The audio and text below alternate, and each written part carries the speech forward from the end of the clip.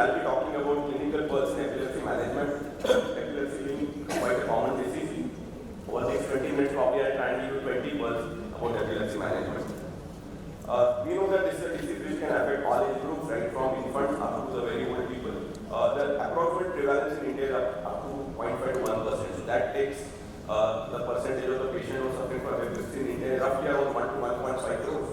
So it's a huge disease burden in countries like India. So the first contact person often is a physician as far as epilepsy management is concerned. And Dr. Rahul told us that only 8% are being seen by neurologists. So the same thing probably would be occurring in epilepsy as well. So not all patients are managed by neurologists. So you have physicians probably would be treating more epilepsy patients than neurologists. So first is of course diagnosis. Epilepsy is a clinical diagnosis, we all know about it. The common condition which are missed as far as epilepsy is concerned is syncope, metabolic encephalopathy, where patient becomes constantly confused, there may be some abnormal movements and then it is thought that he or she is suffering from seizures. And of course the psychogenic non-epileptic seizures. So these are three important conditions which are often missed for epilepsy, and the most common of them being syncope. In syncope versus seizure, the four most important points on which to differentiate between syncope versus seizure is sweating, situation where the attack has occurred, patient has occurred an attack when he is in hospital, when he is gone for micturition, when he had heard bad news, when he has been standing for a very long period, it is most likely to be syncope than seizure. Of course, the recovery time, if it is very fast, it is likely to be more of syncope, and the lateral tongue bite, which is again a feature of seizure. Some jerks can also occur in syncope. So, because of hypoxia, they can get some hypoxic jerks. So, presence of tonic or tonic movement is the difference between syncope versus seizures. We have to use one of these four or maybe 4 points. Especially the cardiac syncope, which occurs in elderly, which can occur even in lying position, there the consciousness can be lost for a very long period. So, cardiac syncope sometimes is a diagnostic dilemma, and we really have to investigate these patients thoroughly. So, point number one is never start a drug without reasonable diagnostic certainty. We have to be really sure as to what we are dealing with. Point number two is one seizure doesn't mean epilepsy. The diagnosis of epilepsy says that patient should have more than one seizure which is unprovoked and non-febrile. So it excludes single seizures. The most common cause of single seizures can be acute symptomatic seizure, and I'll talk about it later. Second is patient who gets provoked seizures. He takes a binge of alcohol and gets a seizure. He takes it after 6 months, gets seizures. These are provoked seizures. So they doesn't, those people who get these provoked seizures doesn't mean that they are suffering from epilepsy. And third is of course recurrent febrile seizures in children. They can get multiple episodes, but still it doesn't mean epilepsy. It still means recurrent febrile seizures. We have to investigate all these patients because sometimes we can find some surprises. But first seizure or one seizure doesn't mean epilepsy. First seizure need not be treated in all. We discussed this issue with patient as well as relatives because we know that the chance of recurrence after a first seizure may be anywhere between 20 to 70%. So we discussed this issue with the patient as well as relative. And which patient we are going to treat, which patient we are not going to treat. So pearl number two is not all seizures would mean epilepsy. You really have to be sure before diagnosis of epilepsy because treatment is going to be different. Pearl number three is the diagnosis beats investigation. When you diagnose epilepsy, the diagnosis is always on the basis of history. The history is not given by patient, the history is given by the bystander, somebody who has seen an episode. Investigations help us to diagnose, but they don't substitute history. It has to be history. History can come from the relatives who have seen the patient, it can come from the bystander. You can also look at the CCTV footage. Nowadays there are lots of CCTV. Many times patients do come to us with the CCTV footages where we see that he or she is getting episodes. And of course sometimes some fancy people will also do mobile shoot when they get such funny episodes. So you can look at the history and the evidence and diagnose whether patient is suffering from epilepsy or seizures or not. The point to be confirmed is how the episode has started, whether it started on one side, whether it is bilateral, whether there were some episodes of confusion before that, whether there were some automatic movements which patients were doing this episode, and of course how much time did he or she took to recover from the episode. So you look at all these factors to decide whether patient is suffering from seizures or epilepsy or not. So history is important. So important thing is witness account more than the investigation as far as epilepsy diagnosis is concerned. Pearl 4 is we should classify before starting treatment. It's not that patient has come to with epilepsy, it's a knee-jerk reaction, you start one drug. The diagnosis of epilepsy, there are lots of classifications. The commonest classification, the most simplified which is focal versus generalized versus unknown onset. So you have to ask history whether patient seizures start on one side, whether it is bilateral onset. You also should look for a history of something like myoclonus, which would suggest that it is more of a generalized kind of epilepsy following an attack where the patient is a torch palsy where he was weak on one side, which would suggest that it is a focal onset of disease. So bilateral tonic-clonic does not mean it is always starting as a general epilepsy. It still can be focal onset epilepsy. And in elderly people, new onset epilepsy is usually focal. So we have to really differentiate between focal versus general because it helps to decide which drug we are going to start. So we have to try and classify the disease before we start treatment. So try to classify before you start treatment. That's a point number 4.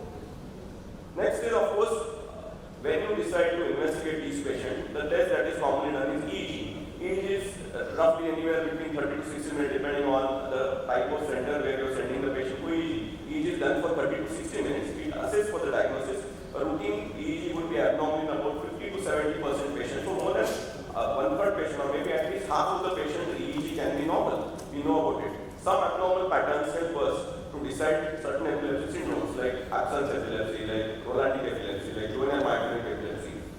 Certain abnormalities are normal variant, and presence of these abnormal variants doesn't mean that he or she is suffering from epilepsy and doesn't warrant starting anti-seizure medicines in these patients. So I showed 2 EEGs. First EEG you see that there is a discharge. In second EEG also you see that there is a discharge. First one is the patient who is suffering from juvenile myoclonic epilepsy, which is an epileptic discharge. And the second one, which looks like that, is a normal variant, which is 6 to 14 Hz variant, which is a normal variant. So looking at EEG, we don't decide whether to treat the patient or not. So we have to treat patient, not the EEG. So message here is normal EEG doesn't mean that he is not suffering from epilepsy, and abnormal EEG doesn't mean that he is suffering from epilepsy. You have to really see the report. Maybe if you get a report of abnormal EEG, maybe try and talk to the neurologist who, or maybe the person who has reported it, and then decide whether you are going to treat it or not. So EEG, normal EEG or abnormal EEG doesn't matter when you are treating these patients. In certain patients, of course, EEG does matter. Next is, of course, imaging. Imaging is indicating almost all types of epilepsy. Probably you would not image in certain disorders, like somebody who has got an acute symptomatic seizure. So patient comes to with sugar of 20 and he gets a seizure. Probably you are not going to investigate this patient. If EEG shows some abnormal patterns which are classic, like the juvenile myoclonic epilepsy that I showed, or there is a pattern in absence epilepsy, we know that this is a classic kind of epilepsy. We usually don't try to these patients. So epilepsy, imaging is required in almost all patients suffering from epilepsy, except in certain situations. A normal CT does not exclude the structural abnormalities which are common in epilepsy, like hippocampal sclerosis or mesotemporal sclerosis, or maybe a small area of dysplasia which is not picked up by CT. CT probably is not the best investigation as far as imaging of epilepsy is concerned. You can do CT in emergency situation when the patient comes with status, he is coming with headache or you are suffering, you are suspecting it has a hemorrhage. That's probably where you do CT. But a routine epilepsy patient, the investigation of choice has to be MRI. And we require special protocols. We do separate sequencing. We take thin cuts so as to look at the hippocampus in patients who are suffering from epilepsy. So, point number 6 is MRI mandatory, especially in adults who are suffering from focal seizures. When you decide to treat these patients, you look at the drugs which are available, and now we have got large number of anti-seizure medicines which are available in India, more than 20 drugs. You decide which drug has to be used depending on the type of epilepsy syndrome that patient is suffering from, whether it is focal onset, whether it is generalized onset, whether it is unknown onset, what are the additional seizures that patient is getting. Look at the gender of the patient, look at the age of the patient, and importantly also look at comorbidity, whether the patient is obese, whether he has got a depression, whether he has got a sleeping problem, whether he has got a cardiac issue, whether he is taking other medicines. Depending on those factors, you decide which drug you are going to use. And there are now large number of anti-seizure medicines which are available, right from which was there from more than 100 years. Now, for the last few years, we have a large number of drugs which are available. We divide them as first generation, second generation, and third generation. And amongst these third generation agents, quite a few agents like Rivaroxaban, lacosamide, escitalopram, farampiravir are available in India, and we are using them regularly. So, number of drugs which are available for treatment of seizures or epilepsy are large, and they are growing in numbers.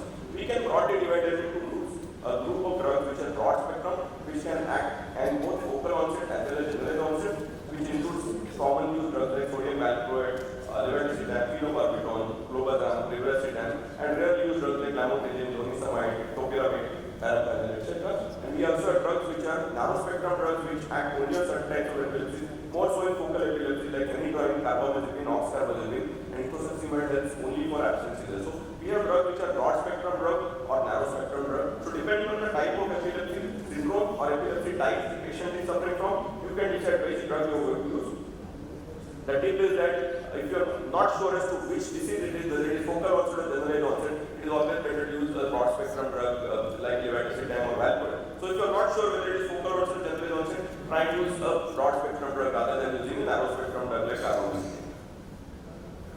Next is if the patient is being started on treatment and then he keeps worsening, he keeps getting further seizures, the seizures actually were lesser and then you have started treatment and then the seizures are worsening. So if there is a worsening, that worsening can occur because of two reasons. First reason is because of wrong drug choice. The wrong drug choice can be in the generalized epilepsy. If you use drugs like carbamazepine, the seizures can worsen. If you use phenytoin, the seizures can worsen.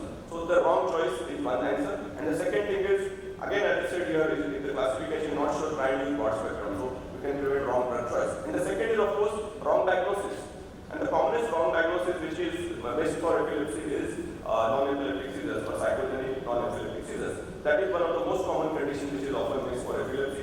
And sometimes it can be wrong epilepsy syndrome also where you are treating it. But the most common cause where the wrong diagnosis is done is psychogenic seizures. And the way to differentiate between psychogenic seizures versus seizures is psychogenic seizures last for long period, patient is unconscious for 30 minutes, 60 minutes, their eyes are closed, they do a lot of neck movement, they wake up suddenly from the episode, there is no gradual recovery period in these patients. They get a lot of movements which are not normal, they are very abnormal kind of movement. They can get dyspeptic thirsting movements, they may be anxious, they may be crying, they may be moaning during the episode, and there is a fluctuating course with these patients. While with seizures, we know that seizures can occur in sleep, seizures are associated with tongue bite, seizures can be associated with incontinence, seizures can be associated with injury. The eyes are usually uploaded in patients who suffer from seizures. There may be change in the blood pressure if the seizures goes for a long period. And of course, seizures sometimes can have rarely pelvic movement. But these are the ways to differentiate between seizures versus non-seizures. So, if you have worsening after starting drug, the number of seizures have increased. You look at two things, wrong diagnosis and wrong treatment. So if the patient is worsening, think of wrong diagnosis and wrong treatment. Next is underdosing is an issue. You start the drug, usually the principle is always start slow, go slow, increase the drug to maximum tolerated doses. Drugs which are started slowly and gradually increase are carbamazepine, lamotrigine, parampanel. Drugs like levetiracetam, sodium valproate, oxcarbazepine, you can start full dose on day one itself. So you have to gradually increase the drug, but you have to also know about what is the maximum dose that those can use with these drugs. Carbamazepine you can go up to 800 to 1000 milligram, valproate you can go up to 1500 milligram, levetiracetam can be increased up to 1500 to 300, 3000 milligrams. So you have to really go to the highest dose before you say that the drug is not working in these patients. So partial improvement doesn't mean success, you have to aim at complete seizure control, and underdosing does remain an important silent problem because there are people who go to sodium valproate up to a dose of 600 milligrams or carbamazepine up to a dose of 400 milligrams, think that it is not working, add something else. So you have to go to highest dose before you say that the drug is not working. Another thing is always start with monotherapy. Monotherapy is required in most of the patients. 60 to 70% patients would respond to one drug. So you have to really start with one drug in a good dose. Ideally use once a day or twice daily drug dose because it helps for the improvement in the compliance. So try to use these drugs which have got these additional things like ER, CR, XR, OD, so that you reduce using drug 4 times a day or 3 times a day. You have to use it at least once or twice a day. That has better drug adherence, and polytherapy is known to improve adverse effects. So you don't use polytherapy to start with, always start with monotherapy. When to use polytherapy? If more than one drug, if the two drugs are failed, then probably you try to combine the drug and use polytherapy. And if you have to use polytherapy, make sure that you use two drugs with different mechanism of action. Combination of phenytoin and carbamazepine, both of which are sodium channel blockers, probably is not a good idea. So you have to use monotherapy in most of the patients. If you look at the mechanism of action of the drugs, there are drugs which act on sodium channel, which include drugs like phenytoin, carbamazepine, oxcarbazepine. We have drugs which are acting on GABA system, which are like valproate, benzos, phenobarbital. We have drugs which act on synaptic vesicle, which are levetiracetam and levetiracetam. We can have other mechanisms like drug acting on alpha system, which is parampanel, and carbonic anhydrase inhibitors like Kulkarni. So you have to really decide which drug combination you are going to use.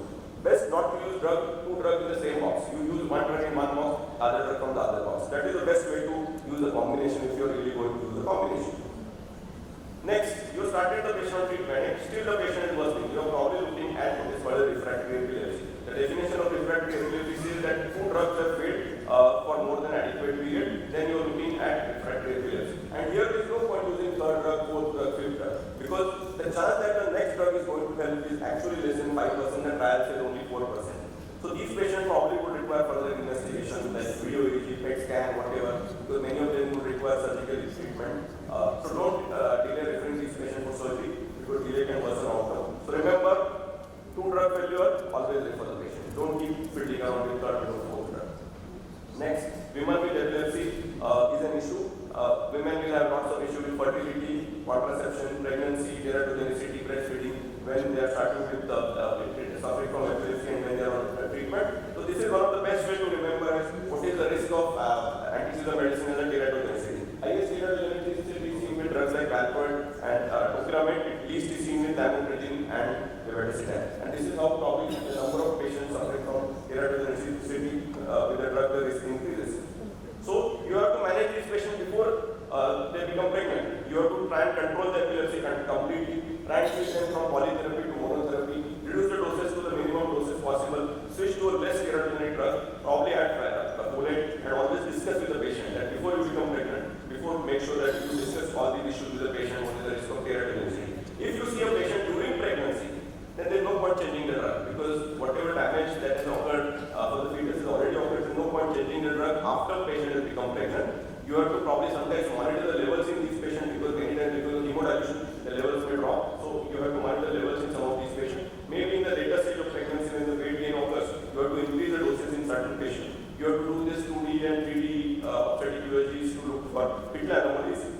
You should continue folate. You use vitamin K in the last trimester of the pregnancy with certain drugs which are enzyme inducers. So vitamin K can be low and baby can have hemolysis of newborn. And then of course make sure that you talk to the gynecologist who is treating the patient. The gynecologist can be your wife or your husband also. So make sure that you talk to him or her so as to make sure what you are expecting during the pregnancy or during the delivery.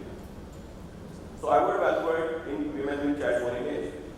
Enzyme inducers sometimes can cause trouble. Many drugs are enzyme inducers and they can have issues because they can have significant drug-drug interaction with possible tubercular antitubercular drug, oral anticoagulation, and chemotherapy agents.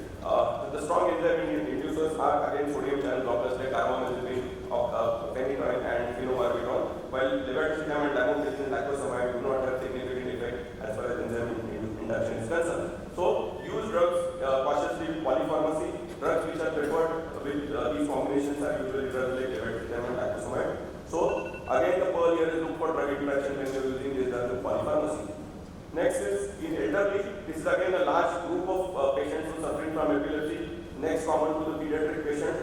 They can get seizures because of number of mechanisms which include metabolic derangement, strokes, bleeds, intracellular hemorrhage, tumors, neurodegenerative disorders, and sometimes cold trauma and scar epilepsy. So they get seizures because of multiple mechanisms. In elderly, the issues are that they have altered pharmacokinetics, so you have to really use slow, or maybe they require lower doses of the drugs. Drug-drug interaction again are common here, so you have to look at drug interaction. Nowadays we can have many apps on the mobile. You can look at drug interaction in these patients. Monitor sodium in these patients because many drugs can cause hyponatremia, especially in elderly. Drugs like carbamazepine, oxcarbazepine, they can have falls also. So you have to use vitamin D and calcium with many elderly people. So elderly, always use low doses. That's what we do in adult patients. Next is acute symptomatic seizures. Any acute insult to the brain can lead to seizure. It can be stroke, it can be infection, it can be metabolic derangement. This doesn't mean that the patient is suffering from epilepsy, and these people do not require long-term anti-seizure medicine. The drug can be used for a short period. The short period can be anywhere between 1 week to 6 months. So you don't have to use long-term anti-seizure medicines in these patients. Next, the aim is always to get complete seizure control, not just reduction in number of seizures. So our aim is to get complete and long-term seizure control. This is possible in more than 70% patients with proper management. Reduction is not just sufficient. So aim big, try to control the seizures completely. Just last few things. Epilepsy is not just seizures. There are many more things which occur in the chronic long-term disease like epilepsy. They can have depression, they can have anxiety, they can have cognitive dysfunction. All these things can affect the quality of life in these people. So we have to be assessing for these things. You have to screen the patient. Treat it because you can treat depression, you can treat anxiety. You have to look for this. So epilepsy is beyond comorbidity. Just last 2 slides. Last but one is SUDEP. SUDEP is a disease where patient gets sudden unexpected death in epilepsy. Epilepsy patient is found dead early morning in his or her bed. It's a rare thing, but it is a real thing. The risk is high in people who are having poor control of seizures, those who get chronic seizures, those who get seizures at night. There are lots of mechanisms which suggest why this occurs. So patients who are uncontrolled epilepsy patients can sometimes die unexpectedly. It's a rare thing, but it can occur. SUDEP is real. We have to really, that's why treat epilepsy completely. We are going to the end of the talk. When do we stop the drug? Stopping is an issue. You would stop after a variable period, maybe at least 2 years, 3 years, 4 years treatment. Then you will try and stop. When you start stopping, make sure that you screen the patient properly. Start reducing the drugs slowly, one at a time. No point reducing 2 drugs at one time. Or don't say today you're taking medicine tomorrow, so you have to reduce slowly. And always document or discuss the risk of recurrence when you try and stop these drugs. I always write on my prescription that I have discussed the risk of recurrence with my patient when I stop the drugs. There are certain diseases like juvenile myoclonic epilepsy where the chances of recurrence is high. There are some people who have suffered from stroke, there is a scar, the risk of recurrence is high. If the ED is persistently abnormal, the risk of recurrence is high. So you try and stop the drugs carefully, not in all patients. And last but not the least is we have to educate our patient because it's a chronic disease. Patients should be aware about adherence to the treatment, triggers, taking alcohol, taking adequate sleep. The issues of driving and marriage would also should be discussed in the treatment of epilepsy patients. So epilepsy management is a long-term care. Correct diagnosis, correct drug and correct dose would mean